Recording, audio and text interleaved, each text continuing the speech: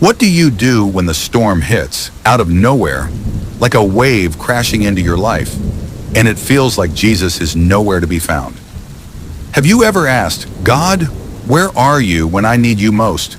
Don't you care if I drown in this? Stick with me, because the next part of this story is exactly what you need to hear if you're facing a storm right now. This is the moment the disciples thought their world was about to end. In Mark 4:35-41, the Bible says that after a long day of teaching, Jesus said to his disciples, "Let's go over to the other side." So they left the crowds behind and got into a boat with him. It seemed like a simple journey, but they had no idea what was coming next. But then, out of nowhere, the storm came. It wasn't just a light breeze or a drizzle. This was a furious storm. The waves were crashing against the boat. The disciples were terrified. Water was filling the boat, and they thought they were going to drown. And where was Jesus? In the back of the boat, fast asleep on a cushion. Doesn't that feel familiar sometimes?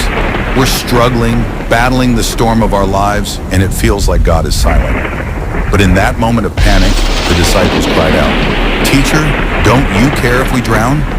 Then something incredible happens. Jesus stands up, looks at the storm, and simply says, "Peace, be still."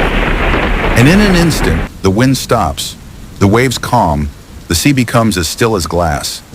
It wasn't the disciples' panic that stopped the storm, it was Jesus' command. Then he turns to them and asks, "Why are you so afraid? Do you still have no faith?" That moment was a game changer, not just for the disciples, but for everyone who's ever asked, "Where is God when I need him?" Sometimes the storm doesn't reveal our weakness. It reveals who Jesus is. It's easy to forget, but Jesus isn't just our teacher. He's the Lord over the storm, over everything. When you're facing a storm in your own life, whether it's a financial crisis, a broken relationship, or feelings of anxiety, remember, he's with you, even when it feels like he's silent. The storm didn't wake Jesus up.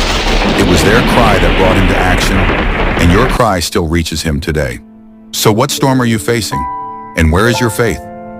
Don't mistake God's silence for absence. He's in your boat, even when it feels like he's asleep. If this video blessed you, share it with someone who needs this peace.